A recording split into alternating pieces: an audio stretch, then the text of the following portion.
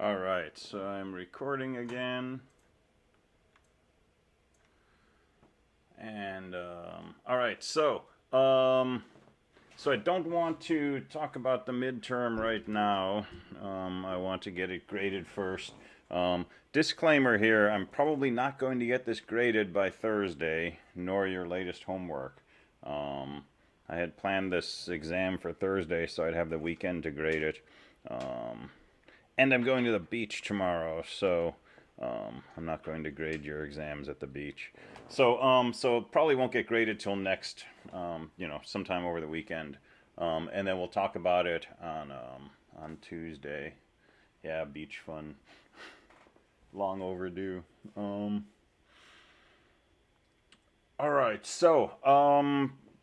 but if you have burning questions about the midterm that you're not going to be able to sleep without knowing, right, come by lab hours and we can talk about it then. All right, so we are going to continue our discussion of interrupts.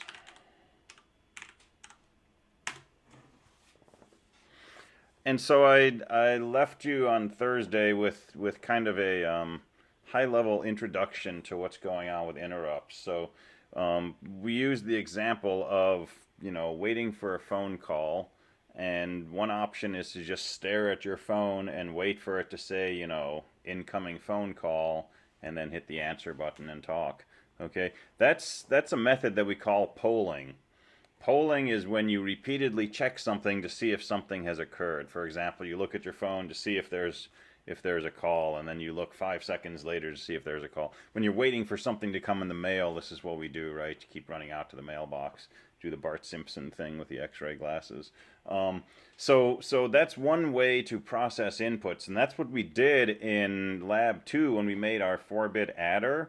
We repeatedly checked the inputs to see if they had changed. And if they had, then we broke them into two numbers, added them, sent it to the output port. And then we went back and we kept checking the inputs. And the CPU was just sitting there constantly checking, anything new, anything new, anything new, right? And that works well. That's easy to code compared to interrupts. But it's not very efficient, right? Now in Lab 2, all we wanted the CPU to do was take in two numbers, add them, right? And display the result. So it was not a problem that the CPU was constantly checking to see if there were any new numbers available. But if we wanted the CPU to be doing some other things as well, right, it would be spending a bunch of its time just, staring at the phone waiting for a phone call to come in. And that's not efficient, right? So think about your operating system on your laptop. Think of all the asynchronous events that it has to respond to. You press a mouse button, you move the mouse, you press a key, you unplug the power supply or you plug the power supply in, right? A piece of email comes in, arbitrary network packet comes in. All these things that can happen, right? And it would be really, really kind of horrifying if the operating system was constantly checking in a loop, right? It was just saying, did the mouse get pressed? Did the A button get pressed? Did the B button get pressed, right? So we don't usually use polling when we have a lot of things going on. Instead, we use this idea of an interrupt. Okay, so the analogy to the phone for an interrupt was, you enable an interrupt, you arm it. How do you do that? You turn your ringer on, right? And you say, hey, when a phone call comes in, play this song or make this ringtone. And then you can, put the phone down on the desk, and you can be sitting there doing your work or your homework or playing a game or whatever. And when a phone call comes in, the phone makes a noise, and it interrupts what you're doing, right? You're sitting there working on homework, you hear your ringtone, you stop your homework, you go over, you look at your phone, and you say, oh, there's the phone call I want. You answer the phone, and when you're done, you go back to what you were doing, working on your homework or whatever. All right, so that's kind of the real world view of interrupts. And when we want to set up interrupts in a processor, we do basically the same sorts of steps.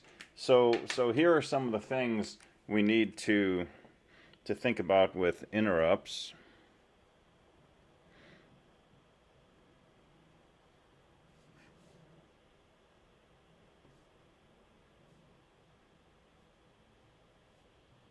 So what do we want to allow to cause an interrupt?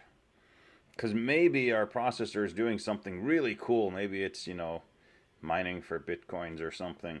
But what will we allow to interrupt the CPU? So what are we going to allow as viable causes? How do we respond when there's an interrupt that we care about?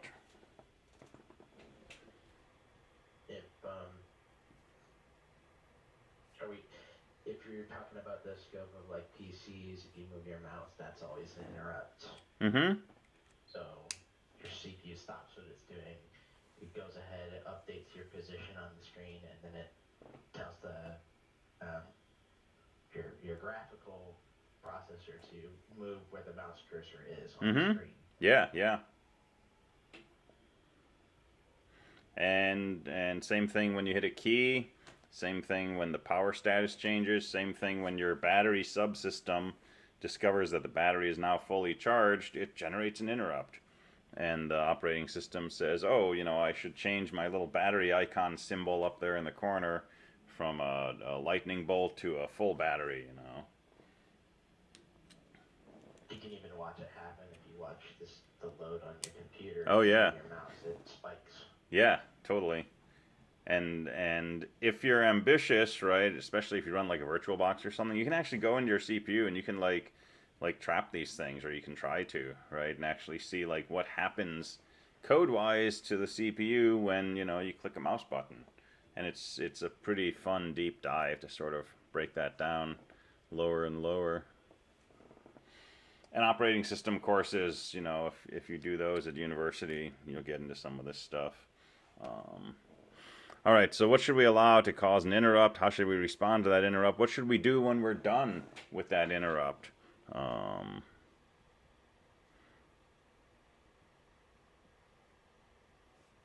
Can we choose to temporarily ignore the interrupt? Right, we're at a really good part of a game and we don't want our phone to disturb us, right? So we can turn the ringer off for a little bit.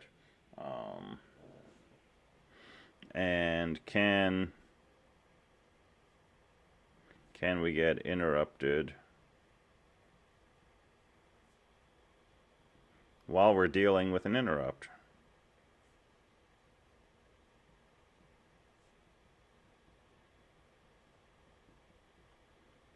For example, you're playing a game, your phone rings and you're expecting an important call, so you check your phone and yeah, this is that job offer, so you go ahead and you pick it up and you start talking on the phone, and you're processing that interrupt right now, right? Your game is on hold, you're talking on the phone. What happens if while you're talking on the phone the fire alarm goes off in the building, right? Well, you're probably going to ignore your phone call and your game at that point, and you're going to get up and you're going to leave the building, right? And then when that's been dealt with, right, you'll come back to your phone call and you'll finish your phone call, and then you'll come back to what you were doing before, and so you can have nested interrupts, right? And so all these things are possible when we deal with interrupts on a microprocessor. And so let's dig into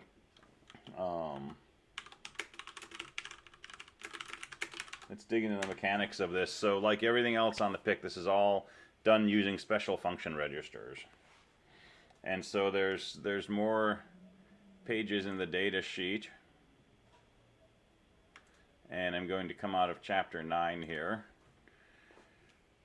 And so intcon, for example, is a special function register. So is intcon2, so is intcon3, so is PIR1 and PIR2 and PIE1. And there's all these special function registers related just to dealing with interrupts.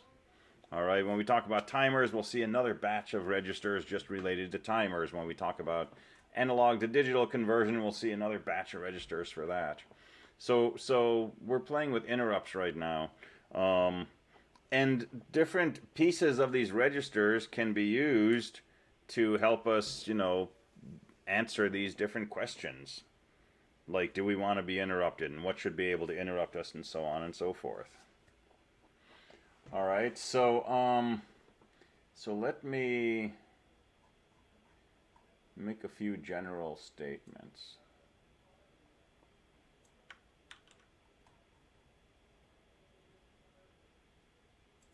So my first statement is about magic numbers. So what do I mean by magic numbers? Well, you know, intcon is a special function register. We can find it. If we go to our list of special function registers, one of these is intcon, so FF2. All right. Unless I'm giving you a very particular question, in general, you should never, ever, ever write your PIC code using file register FF2 as, you know, 0xFF2 if you're trying to do something with intcon.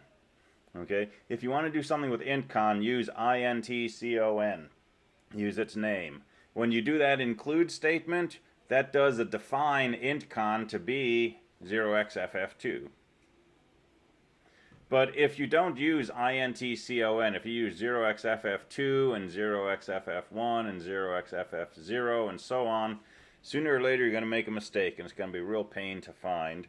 And this is also, honestly, a real pain to grade, because then I have to go through and see, you know, what register each of these things is and so on.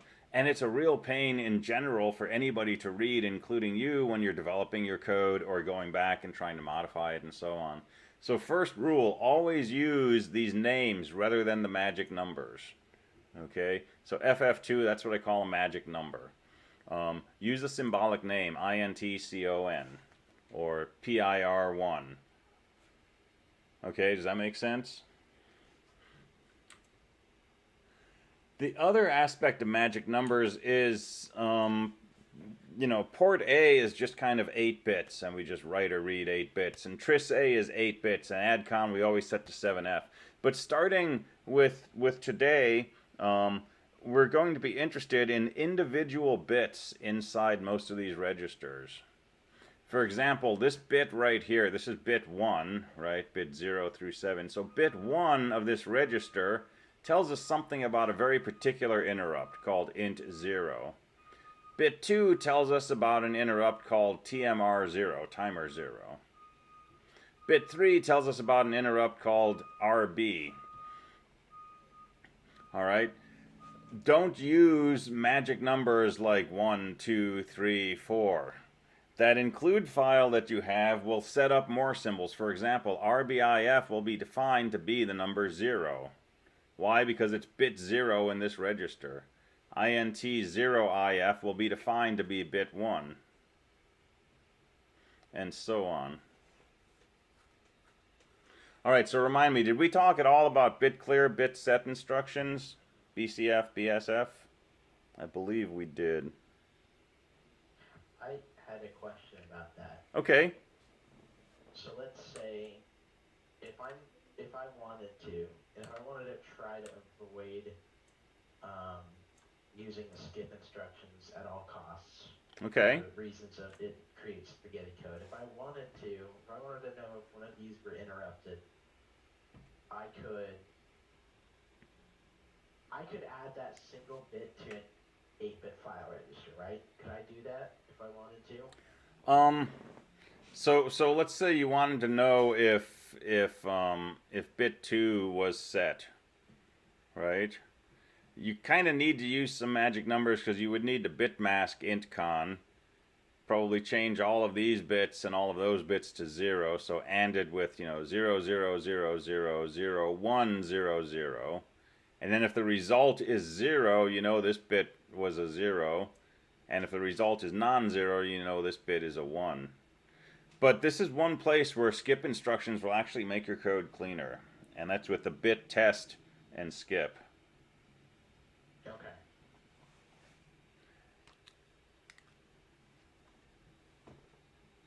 Alright, so let's review bit set and clear.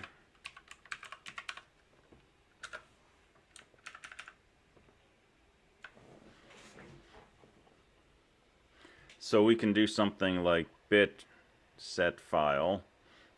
Let's suppose we wanted to make this bit right here, RBIE.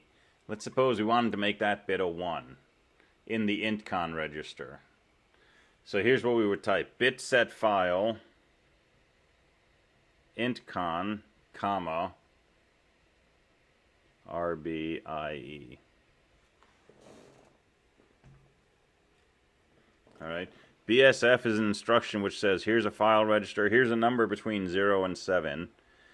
That bit number in this register, set it. Make it equal to a 1. If we wanted to clear this bit, int0IE, we could say bit clear file register. We want to clear in the file register called intcon. And what do we want to clear? int0IE. And that'll force a 0 into this bit position right here. We can use this on lab 3, right? Because Yeah. I used it a bunch. Yeah, definitely, definitely. And for dealing with interrupts, I'm going to insist that you do this. Okay, I don't want you to say, you know, BSF intcon, comma 3. And I definitely don't want you to say BSF 0xFF2, comma 3. Right? So use the name of the register and then use the name of that bit position. And you get that name from, in this case, chapter 9. But, you know, whatever section we're talking about, timers, A to D converters, interrupts, right? You'll find in that chapter of the data sheet pictures of each of these registers along with the names for each of the bits. So the intcon 1 register, the bits are called this. The things that are grayed out with a dash, those bits have no useful purpose to us in the register. These pictures also show you default values. So back to intcon, for example, all of these bits are initialized to a 0, except for this one. This one is listed as an X. Don't know. So if we wanted this bit here, int0IE, to be a 0, and we know that our system just restarted, we don't have to actually clear that. We wouldn't have to say BCF, because the default value of this is a 0. And that's good because there's lots and lots of bits and lots of registers related to interrupts. And most of them will be set in a way where that part of the subsystem is just disabled or turned off. So mostly we're going to turn bits on to begin with, but sometimes these aren't on-off. Sometimes it's, you know, do you want A or B? And putting a 1 or a 0 makes that difference.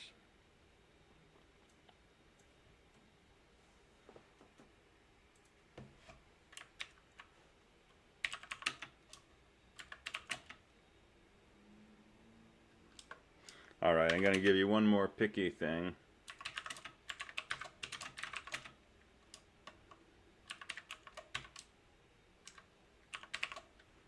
And we'll come back to this in a few minutes, but these two bits up here, I want you to ignore GIE and I want you to ignore PEIE. And if you want to turn on this bit, use GIEH, and if you want to turn on this bit, use GIEL. And we'll talk about what those mean in a minute, but if you look in the labs, if you look in the textbook, you'll see these things, PEIE being used for this bit. Don't do that, okay? It's going to make more sense if you'd stick with GIEH for bit 7 and GIEL for bit 6. All right, so what do these bits mean?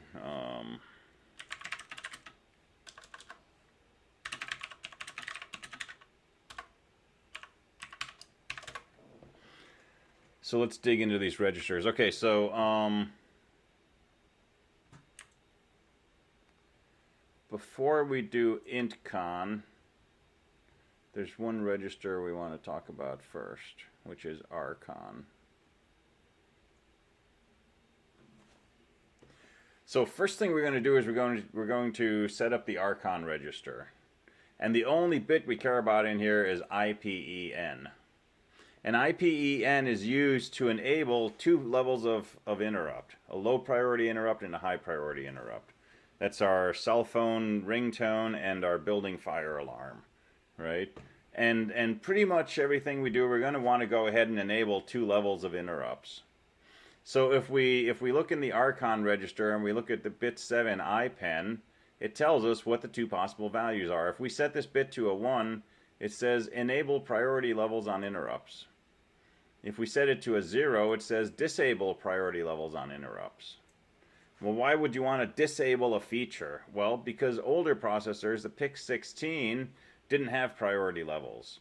And so if you want to write code that's compatible with the PIC16, you can disable those priority levels. So we're going to want to go ahead and enable 2 levels of interrupts, which ties into this question of can we get interrupted while dealing with an interrupt.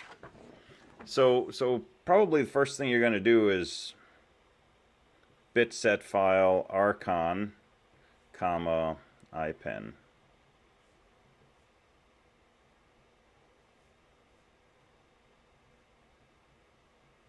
And that's basically enabling 2 priority levels for our interrupts.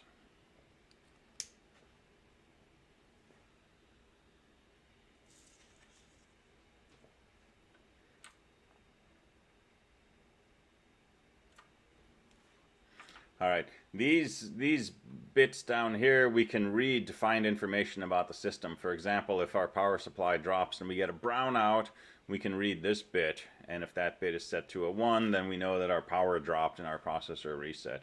We're not going to worry about these. So all we care about for Archon is just this bit 7 called IPEN. Set that to a 1, now you have 2 levels of interrupts. All right, so Is that all we care about Archon? That's all we care about Archon, yeah. Okay. All right, so what can cause an interrupt? Well, on the PIC processor, there's a number of things. For one thing, there's 3 pins,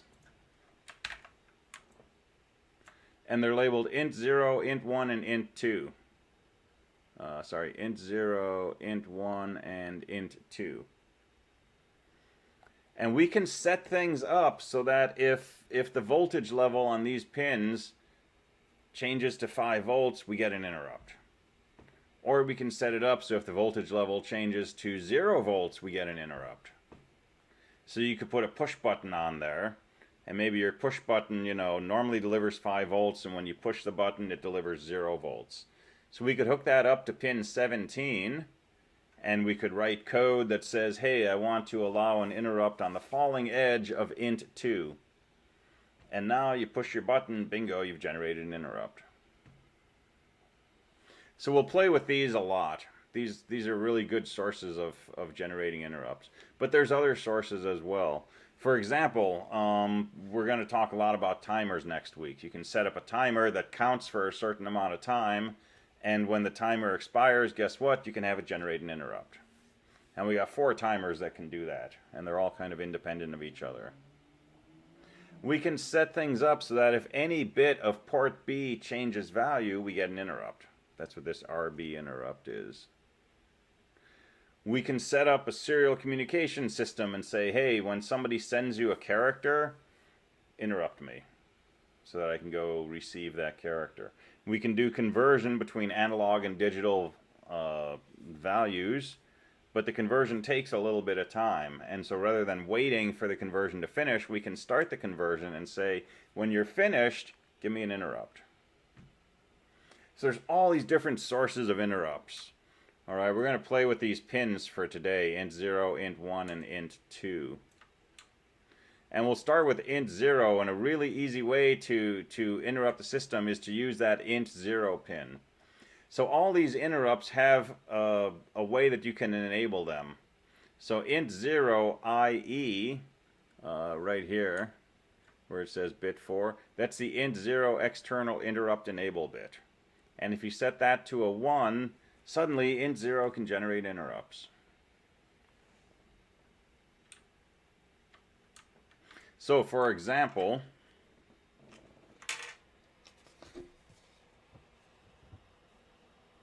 we could say bit set file intcon, comma, int0 IE. So allow int0, which is pin 8,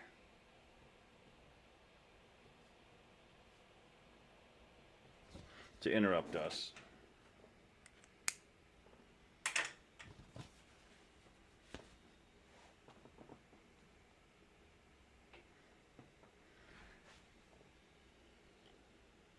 There's a little bit of a subtle point here, though.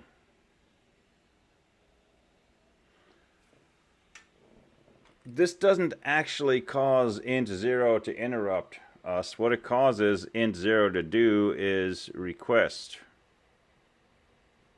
an interrupt. So when you turn the ringer on your phone, you're saying, my phone can generate an interrupt request, right?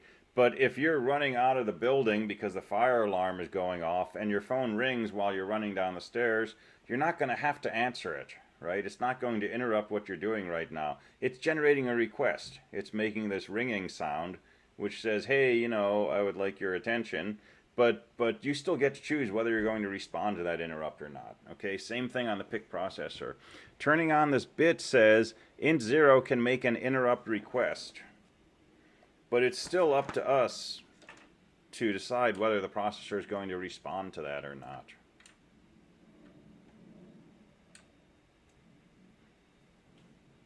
All right, so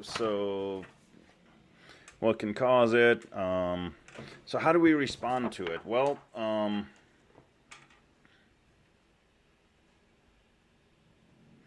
by default, when you power up the chip, CPU is not going to respond to any interrupts.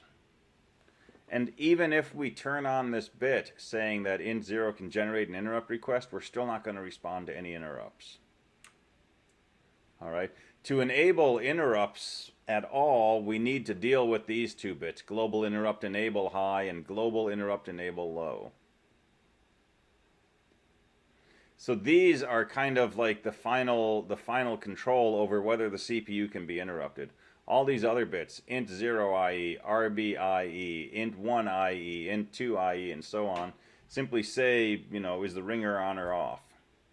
But these two bits here say, is the system going to respond when an interrupt request occurs?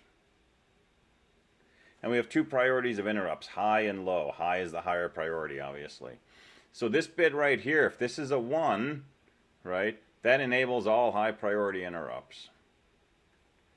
And if it's a 0, it disables all interrupts.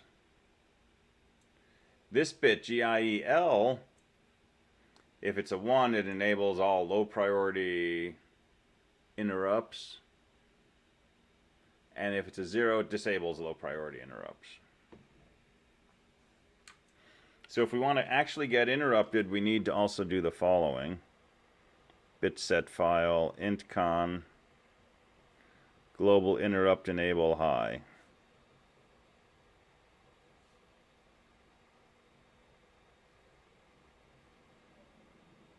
So that enables high priority interrupts.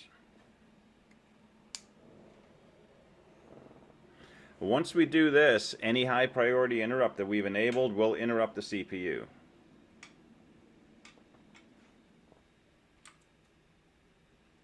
Now, int0 is a high priority interrupt, I think by default.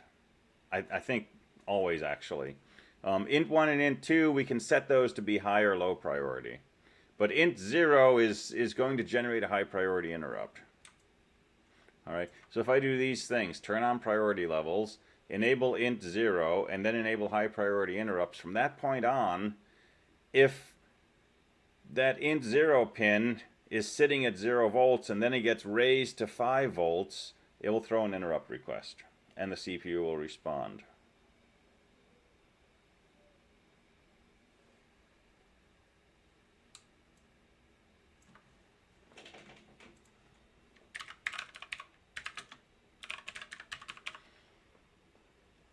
All right, so how does the CPU respond to an interrupt?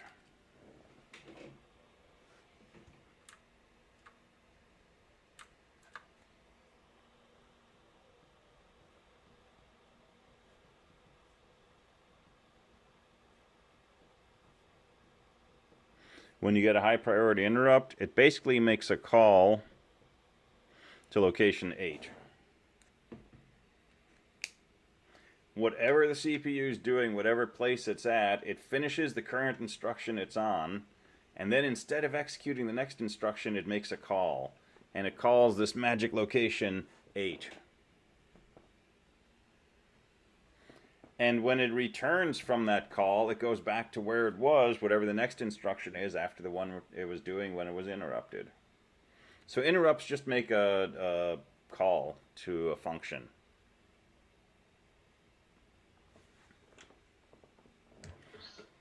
So if int1 is interrupted, what's the instruction that executes? Location 8. If it's a high priority interrupt, it will make a call to location 8. Is that what the code would look like right there?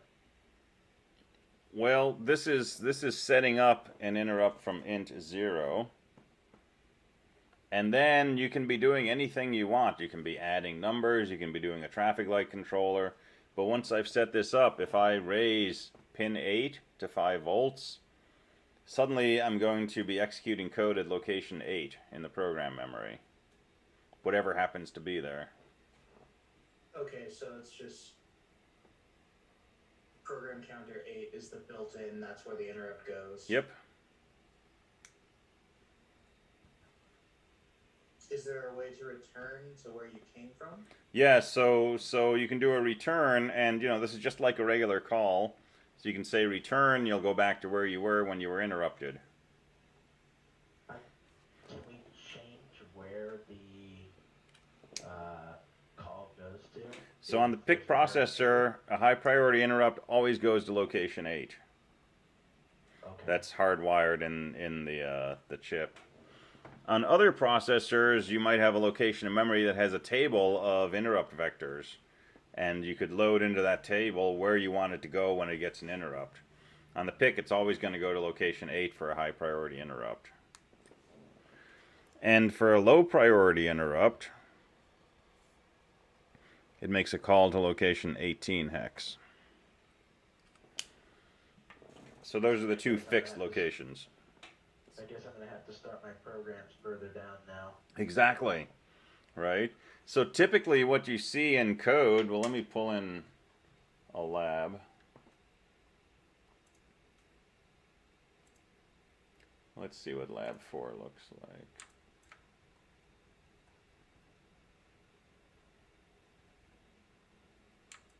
So here's the code for lab 4. We'll talk about lab 4 on Thursday, but this is some interrupt code, right? So it's got the usual stuff in the beginning. And origin 0, you notice the program doesn't actually begin at origin 0 anymore. Origin 0 basically says go to main, right? It jumps somewhere else. Main is down here at origin 20, right? We do that to make sure main doesn't get in the way of these magic locations, 8 and 18. So origin 0 just says go to location 20, and that's where our main program is.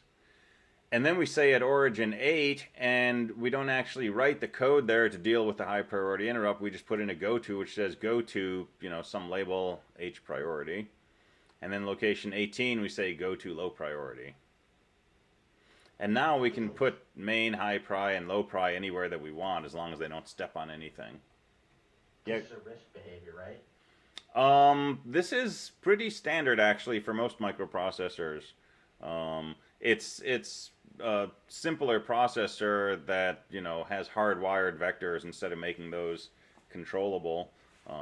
But yeah, most interrupt systems will respond pretty similarly to this. So here's main, this is the main code, and without getting into the details of this, you can see it's setting and clearing various bits and various registers. And then here's the high priority code, and here's the low priority code. So yeah, you're exactly right. You need to space things out so that you don't write code over these locations that's not related to handling the interrupts. And so that sample code in lab 4 gives you a good template for that. All right, when you get an interrupt, your interrupts are automatically disabled.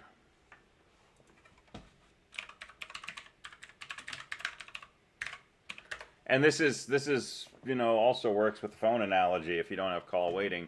When you get a phone call and you're talking on the phone, your phone won't ring.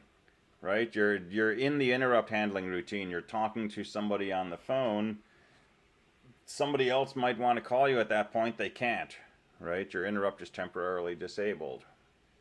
When you're done with the phone call, that ability to be interrupted needs to be restored. And so same thing on the PIC processor. When you're done with your interrupt code, before you return back to where you were, you need to re-enable interrupts. Right? Because this will disable interrupts when you're inside an interrupt routine. So you need to do two things. You need to return, but you also need to enable interrupts. And you really want to enable interrupts when you're already done returning. In other words, you want to return and enable interrupts at the same time. If I enable interrupts, it's possible I could get interrupted before I do the return instruction. So we have a special instruction, which is RETFIE. So return from interrupt and enable interrupts. And so that's the way that we return from our interrupt handler. So at the end of our high priority handler, instead of saying return, we say RETFIE. And here we say RETFIE instead of return. And that again does two things. It re-enables interrupts and it returns back to where we were.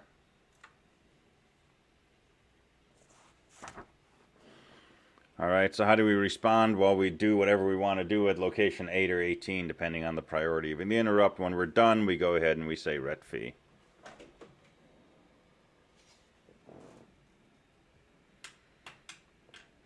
And if we get a high priority interrupts are automatically disabled for us. And we re-enable them when we do our RETFIE. If we get a low priority interrupt though, so we jump to location 18, we start processing that. If while we're processing that, a high priority interrupt occurs, that will interrupt us, assuming we've enabled everything, right? That's why it's a higher priority interrupt, because while you're dealing with a low priority event, a high priority event can still interrupt you. So you can have, two levels of nested interrupts. So you're doing your main program, you get the low priority interrupt, that's the phone, you go over to location 18 and start doing some stuff. And while you're doing that stuff, you get a high priority event that jumps to location 8. You start dealing with that. When you return from that, you'll go back to that low priority code where you were. When you return from that, you go back to your original program. So you can nest stuff.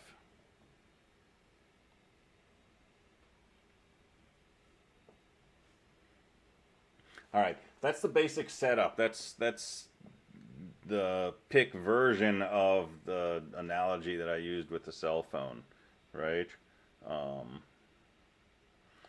And the rest is all just details. It's all just going through these registers and learning, how do you enable priority levels? How do you enable a particular interrupt? And so on and so forth. So let's look at more of that.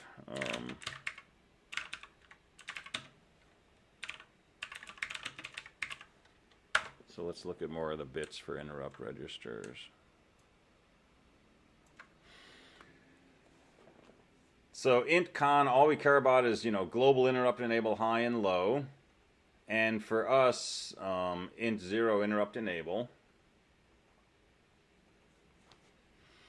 But if we wanted to enable timer 0 interrupts, we could use this bit here. If we wanted to enable RB interrupts, we could use this bit here.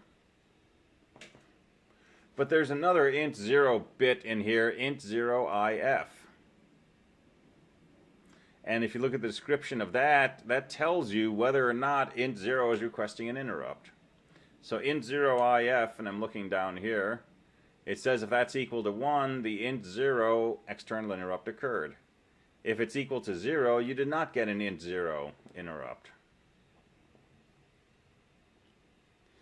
So what's the reason for all of these flags? We only have 2 priority levels of interrupts, high and low.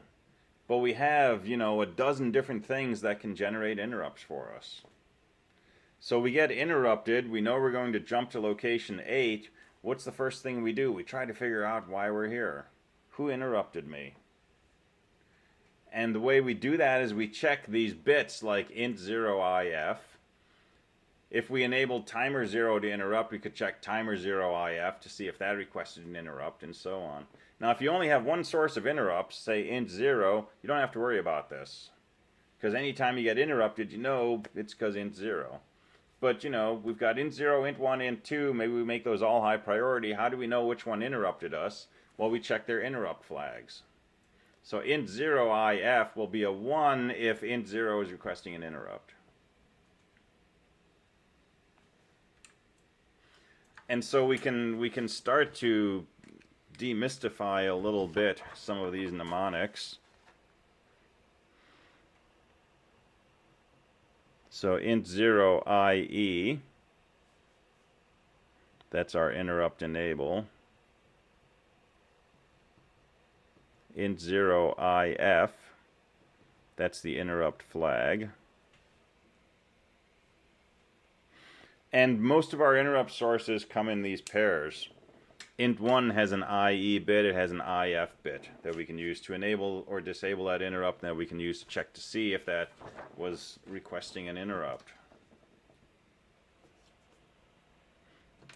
And so what might our interrupt code look like?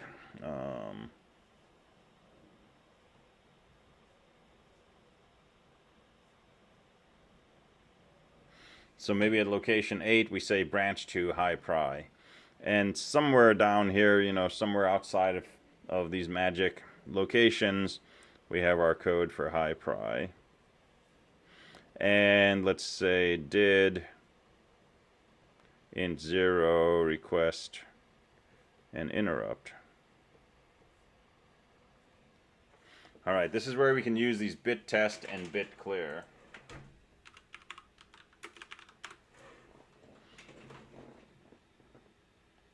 So take a look at int con, and int 0 interrupt flag is this bit right here. And to know if int 0 requested an interrupt, what do we have to do? We have to say, is this bit in this register a 1 or a 0? If it's a 1, we know that we got an interrupt request. So we can do this with a skip instruction. So we could say something like bit test file and skip if clear int con comma int 0 interrupt flag. We're going to skip the next instruction if this interrupt flag is a 0. Okay, that's what the skip if clear means. So this next instruction could be something like, you know, branch to some label called handle int 0.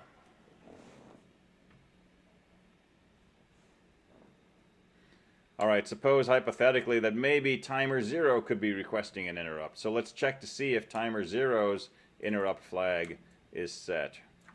So we could say bit test file and skip if clear int con comma timer 0 interrupt flag. So if that bit is a 0, it'll skip the next instruction. If it's non-zero, we'll do the next instruction. In the next instruction, we could say branch to, you know, handle timer 0, and so on. This also lets you set up priority levels yourself. By doing my code in this way, my int 0 is by default a higher priority than timer 0. Because if both of those things request interrupts, both of these flags will be set. Well, I'm checking this one first. And if I find that set, I'm going to go to handle int 0. If I flip these around and I check timer 0 IF first, that would be being treated as a higher priority. Because if both of these were set, I'd notice this first and I'd go to my handle timer 0 code. So the way you write your code can you know, affect a lot about how these things are processed. Yeah, question? Is this a way to just ignore certain kinds of interrupts too? Absolutely, yeah. So if you hit a return, if this flag is triggered.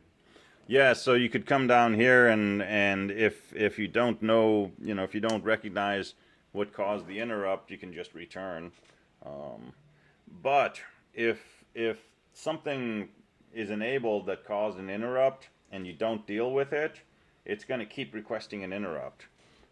So here's the other fun part.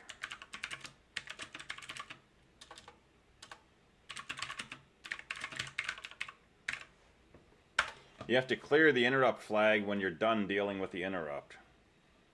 Because the interrupt flag says, I'm requesting an interrupt. Okay? It's the ringing of the phone, right? So let's say that an interrupt request occurs on int 0. You raise that pin to 5 volts. It generates that interrupt flag. That requests an interrupt. You jump down to location 8, you test the interrupt flag, and you say, oh yeah, that's set, so you go to handle int 0, and you do whatever you're going to do in response to that. When I do a RETFIE, if I have not cleared this bit, I'm going to get another interrupt right away. As long as this bit is set, and I've got, global interrupts enabled, I'm going to find myself back at location 8.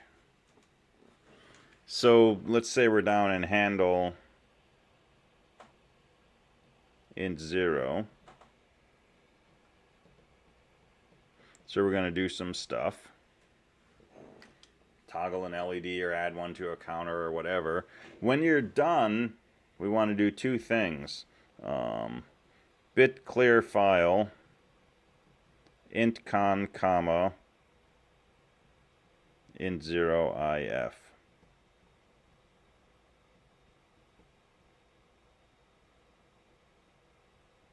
So that clears the interrupt request bit. Alright, so we checked int0if to see if we were getting an interrupt. We've got to clear that before we leave. Otherwise, once we leave and re-enable interrupts, we're going to get another interrupt. So make sure you clear that, and then we're going to go ahead and say RETFIE.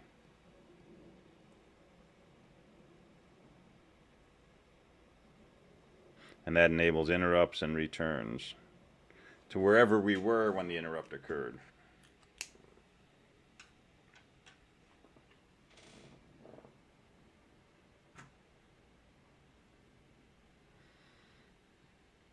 All right, that's most of the mechanics of dealing with interrupts on the PIC. And then everything after that is more detail. So we've been picking on this intcon register and looking at int0, this enables it. Int0if tells us when there's an interrupt coming in. And there's no rhyme or reason to which bits are in which registers. You have to scour through chapter 9, look at all of these pictures, and figure out what you want to do. For example, suppose we want to use interrupt 2.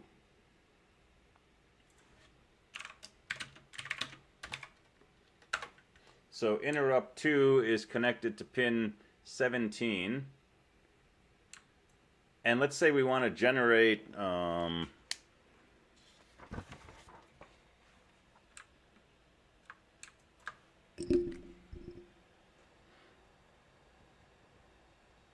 let's say we want high priority interrupt when pin 17 goes from a 1 to a 0.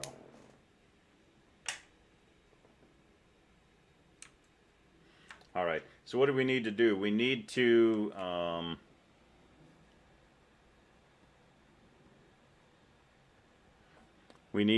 enable int2 interrupts.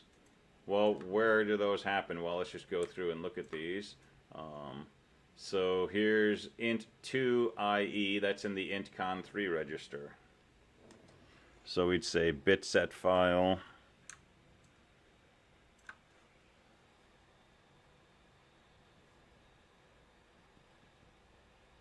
intcon3, comma,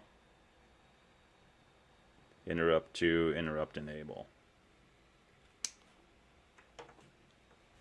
Right. It's intcon3 because we're trying to use interrupt 2, and the interrupt 2 interrupt enable bit is in this register called intcon3. So it's bit set file intcon3, comma, int2 IE.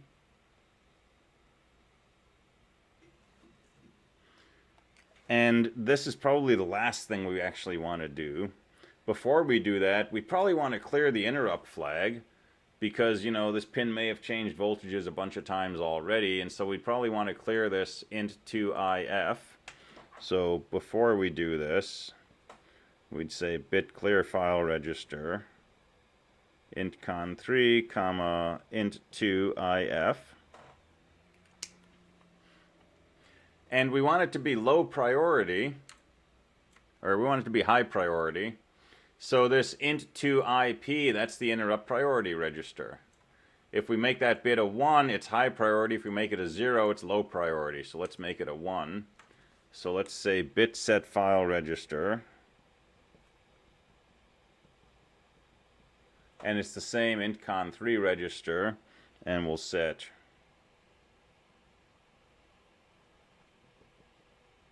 int2 IP.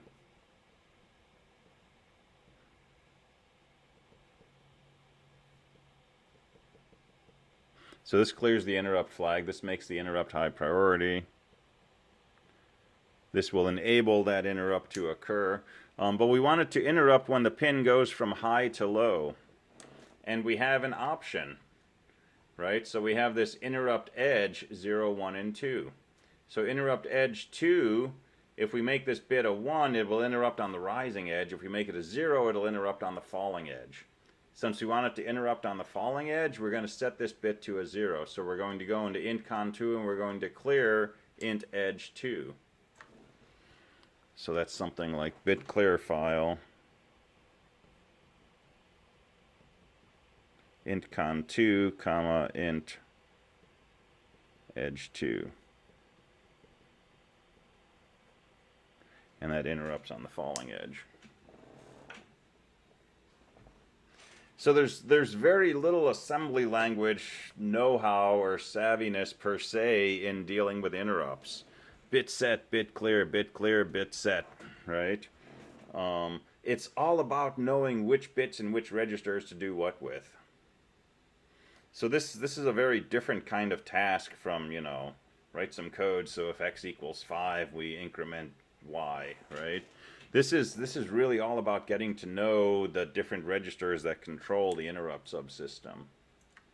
So for int 0, int 1, int 2, we can control the direction of the edge that causes the interrupt. For int 1 and int 2, we can control the priority. Int 0 is always high priority, but int 1 and 2 we can set high or low. And we can enable the interrupts using the IE bits, and we can check to see if an interrupt request occurred by checking the IF bits. And we can clear an interrupt once we're done with it by clearing the IF bits. So each of the int cons, 1, 2, and 3 are all dedicated to the 3 pins in 0. No, and it's almost that case, but definitely don't try to look for any rhyme or reason to this. For one thing, there's no int con 1, there's only int con 2, int con 3. Int con does some global stuff. It deals with timers, with RBs, and also with int 0. And then int con 2 deals with edges for all 3, plus timer priority and RB priority. And also controls something else, which is being able to turn on pull-up resistors on port B, so that when we hook switches up, we don't have to wire 1K resistors externally. We can have those turned on. So these ports do all kinds of different things. And when we get into things like the timers, right, or the A to D converters, here's the interrupt flag for the A to D converter. Here's the interrupt flag for serial communication. Here's the interrupt flag for timer 1 and timer 2. And here's the interrupt flag for timer 3. So they're kind of all over the place. And it's worth, particularly as we get into more of the subsystems, especially once we get through the timers, it's worth going through and just kind of like eyeballing what is available in these different registers. And, you know, all this stuff is in Chapter 9. And then you got RCON, which is an oddball, which we just always come in and we set bit 7 to. So just turn on the IPEN bit.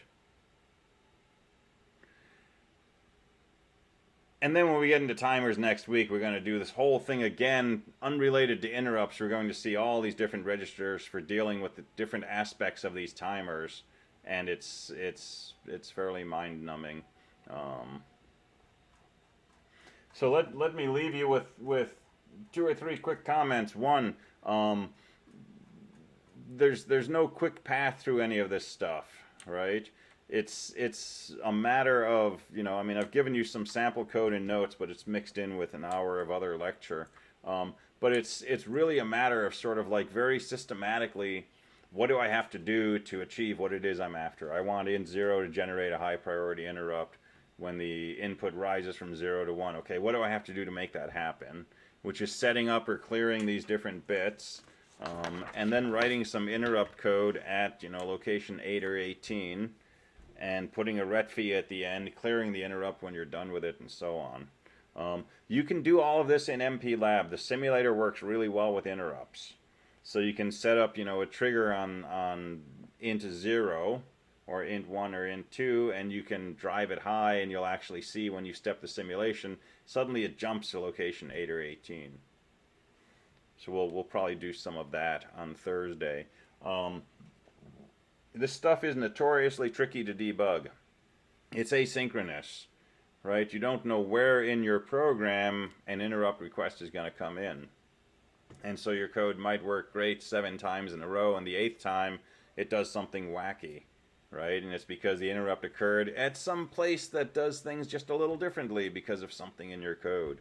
So this stuff takes, a lot of time to work with, a lot of trial and error to get good at. And then once you're pretty good at it, it's a lot of fun. Because this is where we can sort of come out of the box or out of the chip, and we can start interfacing with, a much bigger world outside.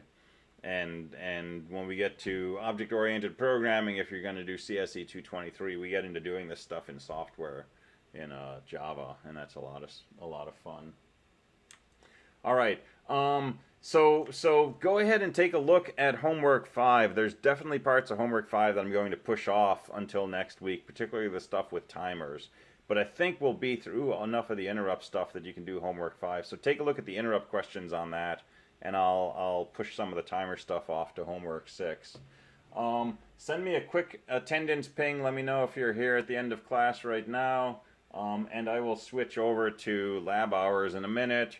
And I'll meet you in there. Otherwise, have a good week and a good day tomorrow, and I'll see you in class on Thursday. Have a great day. Thanks, Thank you too. Thank you.